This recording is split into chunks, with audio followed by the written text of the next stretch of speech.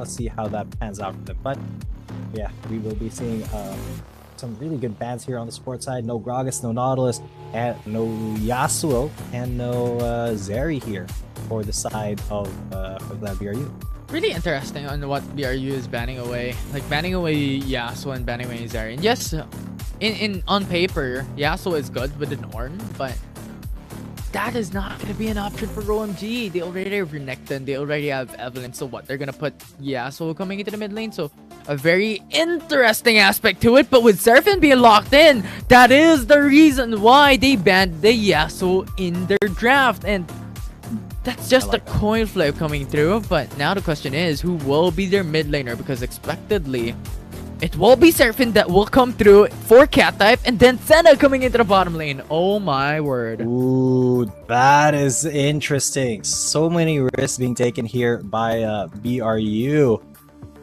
This is just, while it's not unprecedented, there is some basis for these picks. It's just that we haven't seen Seraphine in a while in Season 2. We have seen a fair share of her back in WRL Season 1, but this is a very interesting pick for BRU, considering that this is a pretty much a do or die game for them for the series. Yeah, I would have hoped like a Vladimir is open for the side of BRU. They banned the Zoe already. Why not pick it up for themselves? But nevertheless, you know what? BRU has something in mind here. Seraphine rather has a good play when it comes to the ultimate. They just have to utilize it exceptionally well onto those team fights.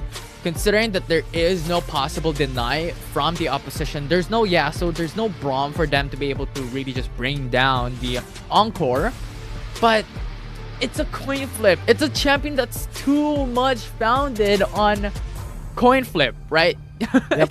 It's very difficult to play with. So we'll see how BRU gets the execution onto the specific champion into their draft. Yeah, I tend to agree. I don't think Zoe is the most stable champion. I don't think she's the most consistent champ. Sorry, not Zoe. Zoe is a really stable champ, but I don't think Seraphine is the most stable champ. She is a big risk that is being taken here by BRU. But if it pays off huge, especially since there aren't any champions, as you said, that can really deny that Encore from going off. So let's see if it is really effective here against OMG in this final game of the series. Yeah, and the thing is, BRU is going back to the very, very classic of Wild Rift. This is what they have done back in year 1 of League of Legends Wild Rift, back in year 2 of League of Legends Wild Rift, where Senna comes in topside, and we all know how what just plays! Oh. From the get-go, White Cat getting immediately thrown for a loop there, and the fist emote comes out as well. He knows when he's been got. Yep, that is going to be a pause after that gank. Into the early game phases, they still need to reach at level 5 for the likes of Hecarim, for the likes of Seraphine to be able to be useful coming into these games. So once again, those early engages, those early fights are massive. Yep. And that was a pretty massive first blood for BRU. Now they can really have that little bit of a safety in the top lane where, you know, that Ribbon won't really be bullied by the Renekton. So something to think about if you're OMG. You either had to divert some resources up there, have the Evelynn get a cheeky gank off, or you just, you know, take the L and have that Renekton play a little bit more passively until, you know, such a time where he can actually be useful. Yeah, and now we have to talk about Inya for the side of OMG. Yeah. With that kill coming from BRU, with what the Jess and also Tipper taking that execution onto White Cat, it is now White Cat who has to play more of a safety net, and Inyan has to capitalize that, wherein if Tipper overextends, they could punish. Yep, that could be a very big punish for Tipper if he's not careful, so he really has to try to keep an eye out. I know it's an Evelynn, so it's going to be very difficult to keep an eye out for her with just regular wards. So, you know, maybe just try to be as cautious as he can in order to avoid those ganks, even though he is, you know, in the advantage right now with that little bit of a gold feed that he has. Yeah, and I love what's happening towards the top side of the map, because BRU, Tipper, overextended a bit, right? He almost got killed by White Cat, and that is the reason why he's forced to go in for the reset. He's forced to go in for recall. But look at Inyan going on bottom lane. Oh, this could be a huge gang as he does go in and goes for the execution. Valdez. Yes, Seraphine is already down, but Valdez comes in and he does at least get a revenge kill, 1 for 1. Unfortunately, it wasn't the support that went down on the side of BRU, but the carry. Okay, it's not the worst because BRU got that trade back. And the thing is, even if you get the kill on the Cold and Feet or what they just, it doesn't matter. They're using these two champions as a support. It will be Valdez that will get a huge dependency. And that, with that kill going on to Valdez as well, is a huge gold injection. Once again, SMK. Oh, yeah, SMK is already in there. He goes for the there's the Dawning Shadow to keep BRU safe and sound as SMK tried to go for that 1 versus 2. He almost succeeded, but is able to disengage. We'll be able to go in for the disengage, but once again, this is what we mentioned, right? That the thing is, kill Seraphine, or kill what the Gist with the Senna, it doesn't matter. They will be using these two champions as more towards the utility later on rather than damage. And Golden Feet will have damage, what they just will have damage in the late game, but it will take a bit more time to be able to reach that point. So it will be something that OMG has to take note of, that their target should be the likes of the top laner, should be the likes of the jungle in mid lane, where in cat type up against Aurelia will have an easy time. Yeah, cat type is going to be he's going to have a little bit easier of a time in that mid lane because of the pressure being applied already by BRU. So with that being said, it's still, I think, up to Inyan to really dictate the pace of the game for OMG. So whether or not OMG is successful will be dependent on whether or not Inyan can get some value, because BRU is just they have so much utility, they have so many ways to get out of sticky situations that it really doesn't matter how many times they trade in lane, because they'll be coming out on top of trades. It has to be a gank or something similar, or a huge engage that will be the avenue for OMG to get back in. But White Cat versus Tipper in that 1v1, and there's the wind slash. White Cat has to get out of there as he flashes out. Tipper will get on the upper hand of that, but not if White Cat is able to actually keep that fight going. Oh, that is Valdez coming in, taking Inyan out for a ride. A Encore. 1 versus... Oh, a double charm coming in from the Encore. Now SMK trying his best to at least get something, but not able to find anything whatsoever. BRU with 3 kills and a dragon now. And that's the reason why they pick up the Seraphine. I mean, we've mentioned this, right? It will not be a damage dependency for BRU. It will be utility for BRU United that they want to utilize the Seraphine and the likes. And now Valdez. This is one of their damage leaders. The Onslaught of Shadows goes for the Fear, gets that kill, and then Cold and Feet all of a sudden gets a double man Encore, which was massive coming for the team. They were able to utilize that ultimate from Cold and Feet and get themselves under the kill. That was just really, really good from BRU to have that presence of mind to see, oh, okay, we can have this, we can have this entire engage, we can lock down this entire area of the river, and then the 2-man Encore is just the cherry on top. And now White Cat trying to go on to Thipper once again. It was not incredibly successful last time, as Thipper just is able to get out of any situation whatsoever as a Riven. And because he is ahead, he's out of there. And quite shockingly, it will be White Cat who has that advantage. Type in there's a little bit of unfortunately SMK. A little bit of an overextension to say the least. And now it will be BRU who stacks up another kill for themselves. Valdez comes into the back. That was a great calling from that, but now Valdez has to actually match Inyan's pressure right here. 15 and Floswa, they do get the Rift Herald to charge in, but they're not going to be able to get that tower. So at least that stays alive, as Valdez was getting zoned out by the Xayah a little bit. And he's going to go for the Onslaught of Shadows into the Encore. The Xayah has been targeted, and there's no playing for 15. He is not allowed to play League of Legends. He wasn't even able to get the Feather Storm off, because he was feared and then charmed. Yeah, and shockingly enough, surprisingly enough, BRU has been playing classic Wild Rift from game 1, game 2, game 3 with their type of composition, bringing out the AP bottom laners and also doing a utility buff, right? Wherein they brought out the Galio Karma. Right now, they brought out the Senna and Seraphine. And thus far, with BRU strength, as we have all known them in year 1 and year 2 to be the all-star team, even in Southeast Asia, they perform even on par to the likes of Team Flash and CES with their shadows of the former self of both these teams.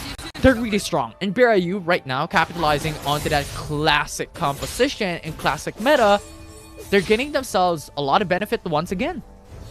Yeah, back to the basics here for BRU, and it's working really well. There's the win slash onto Whitecat, but he Dominus is right in time. Does not give Tipper that kill, but is really unable to fight back to this Riven. But that is a huge dive there for OMG, taking the Lucian out to dinner. So that is something that BRU was willing to give up for this tower in the top lane. Yeah, and coming into these early paces, the good thing...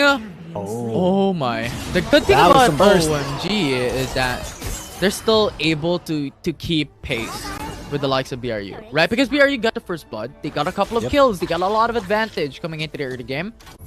But it is still OMG who's able to take a lot of these trades back and getting value someplace else. We see the bottom lane. It's 2v1 with the Call to Fortune. There's just no escape. But going back, it's still even level playing field. It's still even gold. In fact, it is OMG who has 200 gold lead. And that just speaks volume to how OMG, you know what, regardless, you can take the first bloods, you can take those early game leads, we can still make it through. Yeah, they're like, that's completely fine. We'll give that to you, but we will be...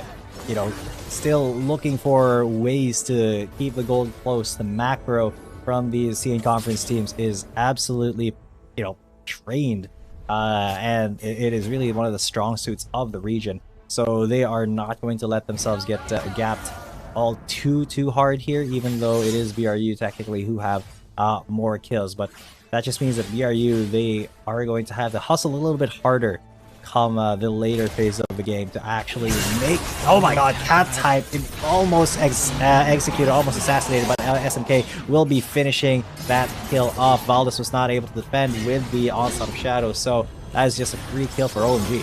That is why Evelyn is strong. Yep, that is why Evelyn is currently in a meta. That is why currently he is 94% ban into week 7 of Wild Rift League Asia Season 2. It's just too strong to assassinate these backliners. Just one-shots these squishy targets. Yeah, you can't even see her. You can't even like defend against her. Yeah. But now the dragon will be contested here. Valdez trying his best to keep everybody on it. But who's going to be? It's going to be Anyan who finishes it off. Valdez will be finished off as well. And now Thipper separated from his teammates. But he's a Riven. He should be completely fine. Just trying to escape. Gets the... Oh no! Oh, he's actually trapped. He actually was not able to get the blast code. And because of that, the Feathers and the Evelyn Hate Spikes will be just chunking him down. Let's take a look at that again. Yeah, it was pretty much Valdez was stuck. It was OMG was stacked on top of each other. And BRU was isolated. Right? And that patience coming from Inyan as well was exceptional. Clothing feet is gonna get deleted. No escape. Yeah. Yep, no escape, no surrender. That is just what Evelyn does. You cannot escape the burst coming in from her. So it is a difficult position to be in when the Evelyn is strong, because you don't know where she's gonna be coming from or where you should be focusing your attention on. Yeah, it's an unfortunate sight to see, because the thing is BRU got the early game lead, and right now OMG is getting back on their footing. I think that's hugely understandable, right? Because Evelyn is present coming into the side of OMG. They have the likes of a good power scaling composition with Zaya, with Aurelia, with Evelyn as well in their draft. That's now. You can see that BRU are even trying to group together while OMG is still incredibly strong. Look at how much rotate you're doing. BRU just looking for at least one pick onto Wawa here, but he's able to get away scot-free. Even with the falling trying to trickle him down, it's not going to be a kill here. BRU, all 5 of them grouped up towards the mid lane, while the side lanes are being focused there. And Inyan, he is behind enemy lines. Golden Feet is going to be the victim, and victim he is. Valdez trying to get at least one thing in, but unfortunately the center does fall as well. No more bot lane duo here, basically, for BRU. Really unfortunate. And now OMG, with the amount of advantage they were able to secure, with Hecarim also going for the reset, the Baron's gonna melt. There's no contest, because the thing is, even if they only have one ADC when in comparison to the traditional double ADC that we've had in the current meta, they still have Evelyn. And Evelyn is one of the champions that has one of the faster clear as well when it comes to these jungle caps, just because he has that consistent DPS. Yep, a very consistent way of just doing as much damage as you can. It is something that I don't think BRU can really contest at the moment. Just they have to find a different way to get the drop on OMG, just like this, with SMK overextended a little bit, has to get out of there, flash out, and it is very difficult for BRU to actually catch anybody, even with 4 or 5 of them roaming around trying to get anything they can. Yeah, and the thing about the compositions that we have right now, Inyan. Oh, Inyan has been maybe caught out there, and he will be, as Valdez is the one who alley-oops that kill, gets it completely. But is this going to be enough for BRU to turn the tide? Because Swahwa is there, he gets that knockup, and he uses his breath to take at least one kill for himself and get out of there. He's too tanky for BRU to chase down. And right now, SMK as well, along with White Pad, goes in for a split push to inhibitor. It's already down. And the thing about the composition as we go back is that BRU cannot afford to make mistakes. And OMG, on the other hand, can make mistakes because they still have the likes of SMK to go into the front lines. 15 for the late game investment, OMG. That is going to be, oh my god, just pushing into the base. Once again, SMK onto Cold and Feet. Got one kill. The last man standing is Cold and Feet. He's got the Cold Feet in this base, and he's not going to be able to defend the Nexus. That's going to be it, ladies and gents, for this match. Oh my god, comes out and wins it all. Well, it will be OMG who gets the reverse sweep in a very good fashion, if you can call it that, because the thing is, game number 3 was a little bit of their detriment in the early game pace, but